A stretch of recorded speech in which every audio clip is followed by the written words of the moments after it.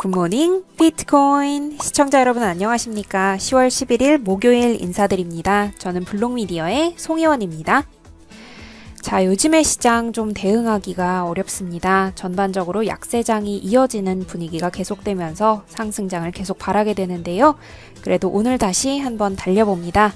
자, 오늘의 시장 분위기와 이유, 앞으로의 전망과 뉴스들 함께 확인을 해보시죠. 코인360 페이지입니다. 페이지를 앞에서 봤을 때는 어제와 비슷한 분위기 이어집니다. 비트코인은 6,500달러 후반으로 내려갔고요. 알트코인들은 비트코인보다 살짝 낙폭이 크기는 합니다. 하지만 전반적으로 최대 2%대의 낙폭을 유지하고 있는 중이고 크게 내려가는 코인은 주요 코인에서는 없어 보입니다. 코인마켓캡으로 넘어가서 시장 상황 조금 더 보도록 하겠습니다. 시가총액 탑10 모두가 하락했지만 낙폭 자체가 크지는 않습니다. 자, 비트코인 기준으로 봤을 때는요, 어제 오후 2시쯤에 6,530달러 선까지 내려간 이후에 다시 올라와서 지금은 6,500 후반대에서 6,588달러에서 거래가 되고요. 이더리움과 비트코인 기준으로 봤을 때는 지금 거래가가 주중 최저치는 아닙니다. 리플 같은 경우에는 현 시각 2% 정도 줄면서 주중 최저치로 내려간 모습 7거래일 차트에서 확인을 하실 수 있겠고요. 탑10 코인 중에서는 밑으로 내려갈수록 조금씩 초록불이 켜집니다. 현재 시장 탑10 코인 중에 62개의 코인이 하락의 빨간불을 보이는 걸로 집계가 됩니다. 확인을 해보시면 좋겠습니다. 빗썸으로 가보겠습니다. 빗썸에서 이오스와 모네로 같은 경우에는 국제 시세와 좀 차이가 있는데요. 지금 다시 확인해 보니까 국제 시세 같은 경우에 이오스와 모네로 같은 경우는 낙폭을 좀 줄여가고 있어서 0.3% 정도 내리는 중인데요. 확인을 해보시면 좋겠습니다.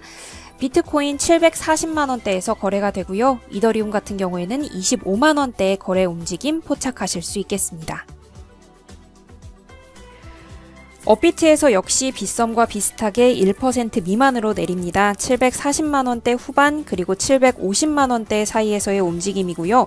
업비트에서 알트코인들의 움직임을 좀 보시면요.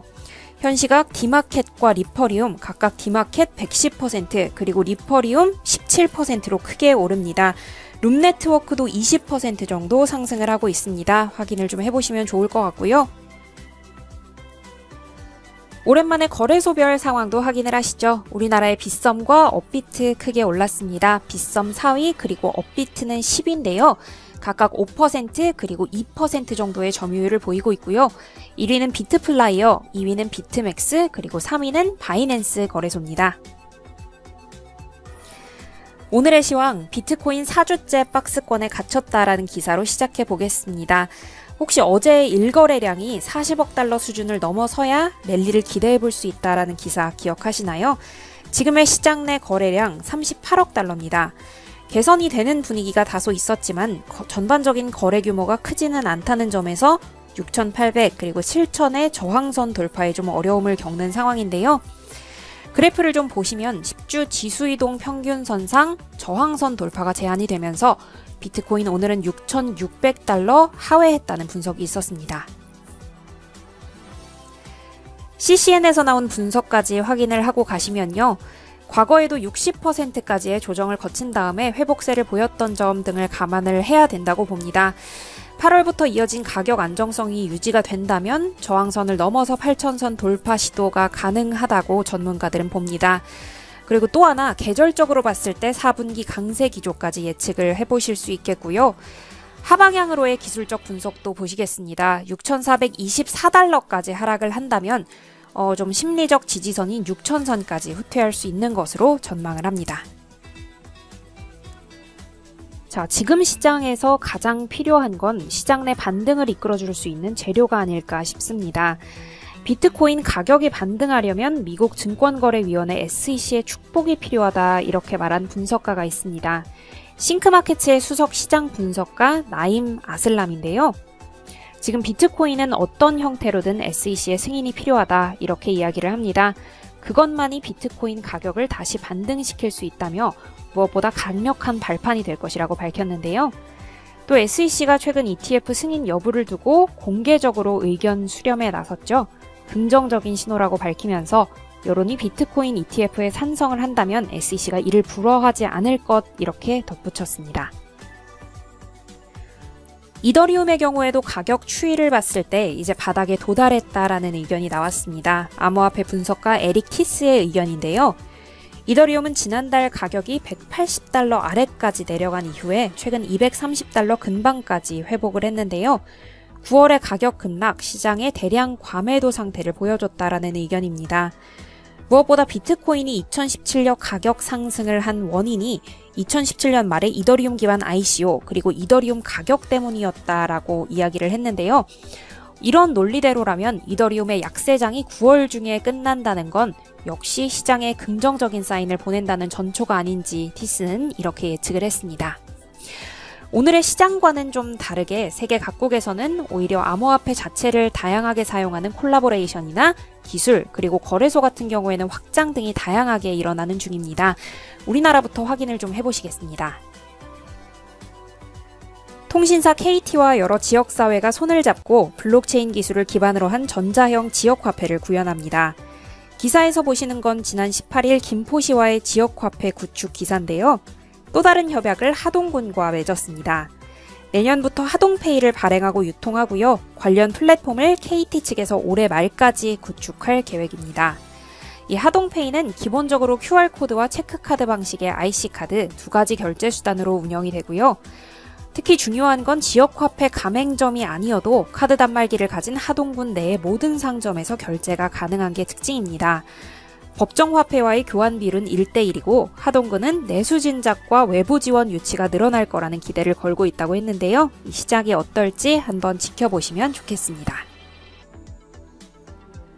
영국은 전화번호를 관리하는데 블록체인 기술을 이용할 예정입니다.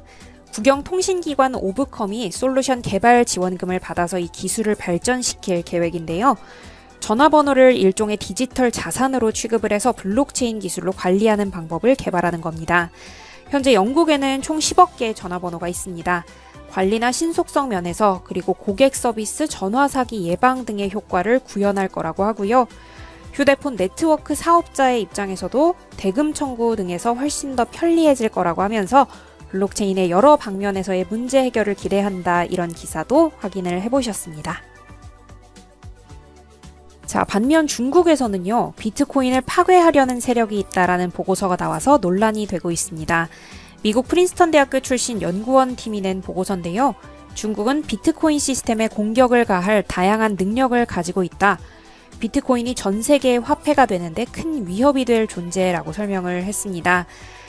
그 이유로는요, 세계에서 가장 큰 비트코인 채굴 지역 6곳 중 5곳이 중국에 위치해 있고, 또한 비트코인의 합계 해시레이트 중 무려 74%에 달하는 비율이 중국에서 이루어지고 있습니다.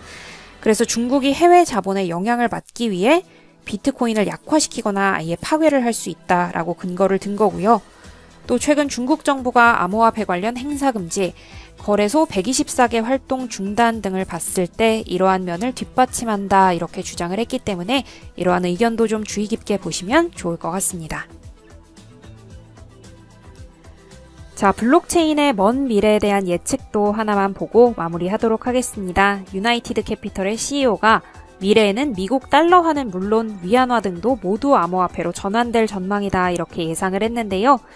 인터뷰를 했는데 의심의 여지가 없이 디지털 화폐는 돈의 미래가 될 것, 이렇게 얘기를 하면서 정부가 돈의 흐름을 파악할 수 있도록 모든 게 디지털 버전으로 바뀔 것이다, 이렇게 말을 했습니다. 10년 후 블록체인이 지금의 인터넷만큼 큰 존재가 될 것, 이렇게 얘기를 했고, 지금 우리는 블록체인의 영향이 삶에 얼마나 중요한 영향을 줄지 상상조차 하지 못하고 있을 뿐이라고 덧붙이기도 했습니다. 선물 거래도 보시죠. 6,500달러 선에서 거래 마감이 됐습니다. 시카고 옵션 거래소입니다. 0.84%의 하락률이었네요. CME 거래소 역시 0.46% 내리면서 6,510달러로 장 마감이 됐다는 소식까지 전해드렸습니다. 시장 다시 한번 보시겠습니다. 전반적으로 여전히 힘이 빠져 있지만 1시간 안쪽으로는 낙폭을 줄이면서 보합권 안쪽으로 들어와 주고 있습니다. 자, 이 기세로 다시 한번 힘을 내주길 바라면서 저도 오늘 시장 유의 깊게 살피도록 하겠습니다. 오늘 시청 감사합니다.